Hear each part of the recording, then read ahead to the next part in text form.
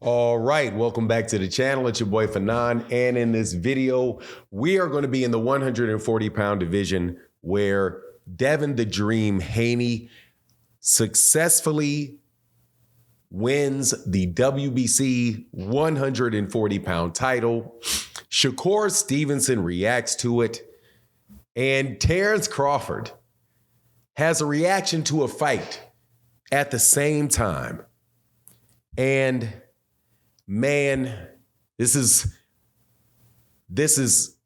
just me gonna be going off of two sides of my head at the same time for this particular occasion. Devin Haney looked terrific, and at the same time, really missed an opportunity that was right there for him. But at the end of the day, he really shined, but he really missed an opportunity at the same time. Let's talk about that in this video.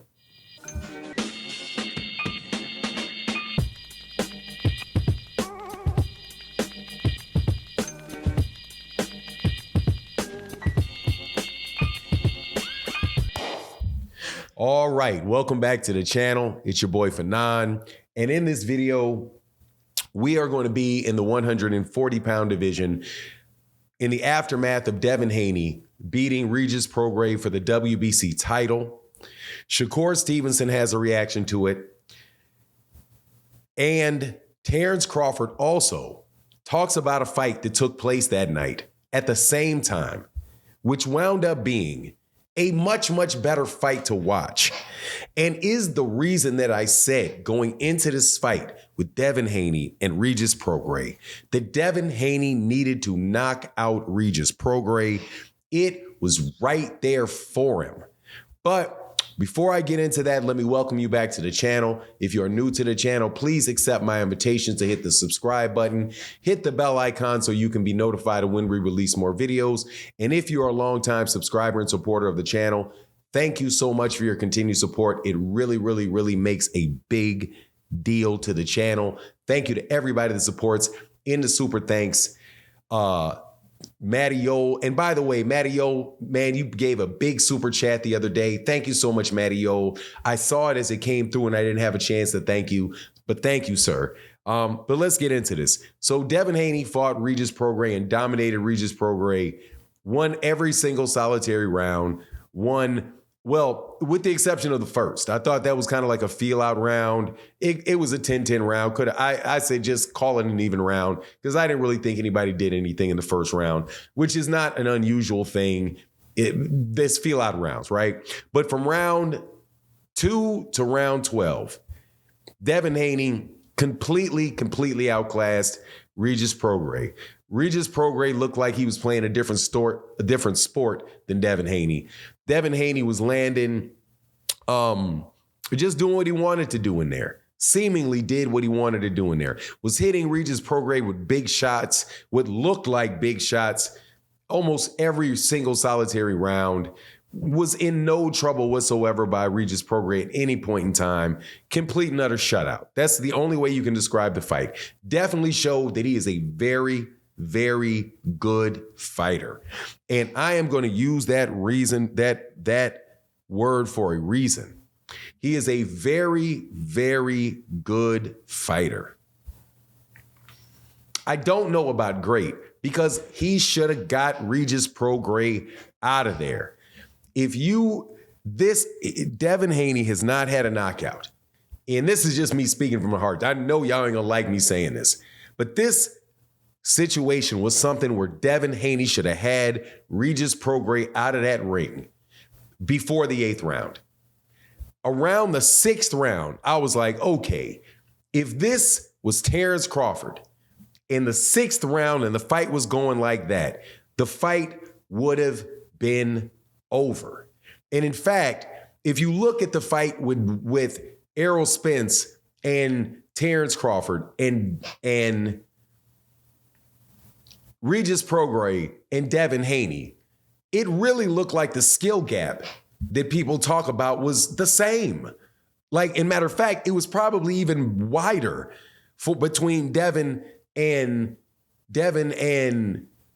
Regis than it was between Errol and Terrence. I mean, and that was a massacre with Errol and Terrence.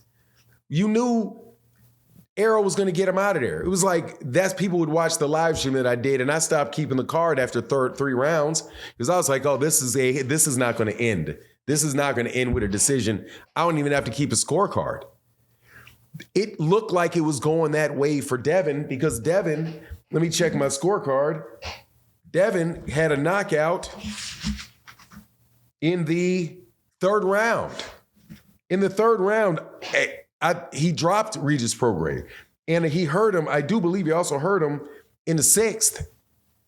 But after round the 7th, 8th, 9th, 10th, 11th, and 12th, it was almost like even though Regis Prograis was not winning the rounds, he actually looked like he was getting stronger as the fight went on. He didn't get weaker in round 8, 9, 10, and 11. He actually pushed the gas on Devin. Still got beat, still didn't come close to winning a round. But that's just the opportunity missed for Devin to go and sit down on his punches with that dude and even if he has to get hit more, wear that dude down and get that dude out of there, man. Because that way you can have the highlight reel that you're looking for. You stop the dude, the ref is waving it off, you get the whole thing, man. And it makes people want to see the fight. However, can't fault him for not going for it in the 11th, the 10th, the 11th, and 12th round because Regis Prograis could have landed something. I understand from a boxing point of view why he didn't do it. But he is definitely, do not get me wrong, a very, very good fight. And I did enjoy that fight. I was extremely impressed as usual. More so, though, truly, than I was with the Vasily Lomachenko fight. But Regis Prograis is not a Vasily Lomachenko level fighter. So he wasn't looking at a guy with the same amount of skill. Regis Prograis was just, man, he was just out there winging, man, a wing and a prayer with him, right? So, but Shakur Stevenson reacted to it and said, I gotta give Bill, first of all, he said fair play, which to me means, yeah, Devin Haney definitely performed better against Regis Prograis than Shakur Stevenson performed against Edwin De Los Santos. He did not, by any stretch of the imagination, in my opinion, stink up the gym. He didn't stink it out. He landed big shots. He was definitely punching. He wasn't running around a lot. He was just shifting, getting out there and hitting that guy with a lot of different stuff. Something that Shakur Stevenson did not do against a guy that is probably around the same skill level and is also a big puncher in Edwin De Los Santos. However, man, Shakur Stevenson missed the ball on his fight. Devin Haney, man, he looked good, don't get me wrong, but man, he should have had that dude out of there, man. And the problem is this, man. There was another fight going on at 126 pounds with, I do believe, the WBO 122-pound champion, Robeisy Ramirez somehow got he got top ranked. Let me call it that way. He got top ranked. And that was, he got set up with a dude that it was a 6 foot tall, 122. How in the world, 126 pounder? How do you find a 6 foot tall, 126 pounder to put in there with Robeisy Ramirez? And Robeisy Ramirez was hitting that dude. I think his name was Hernandez, with everything but the kitchen sink, bro. But because he's so big and was clearly outweighing Robeisy Ramirez by all kind of poundage, they got Robeisy Ramirez beat. But anyway, it was a really rock'em sock'em, very, very good fight, entertaining fight. But both fights were really good. I just wish Devin Haney would have finished the show. I wish he would have finished the show.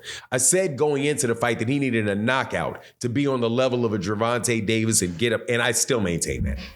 That type of fight, you're supposed to get the dude out of there. That right there should have been, and I mean it, man, that should have been a Floyd Mayweather Jr., Arturo Gatti type of performance right there. Because Arturo Gatti is about that same level of fighter as Regis Prograis, in my opinion. And Floyd Mayweather Jr. when he took him out. Same thing with Corrales. Now, you don't have to be Floyd Mayweather Jr. and all that, but Terrence Crawford is the same thing. Canelo Alvarez is the same thing, man. These guys, get these guys out of there. And I really wish Devin would have been able to just do it. Man, quiet the critics. And then we got other big fights that are really, really going. But I'm looking forward to seeing and hopefully seeing him fight Teofimo Lopez next or Ryan Garcia next. I think those would be really good fights. But Devin looked very, very good. That's my take on the matter. Please let me know what you think. Oh, also, and Ryan Garcia reacted and said that, dude looked really good. Let me take 1 second.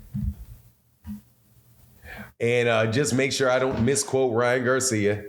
He said this was Devin at his finest, but his finest is something that have to put people to sleep.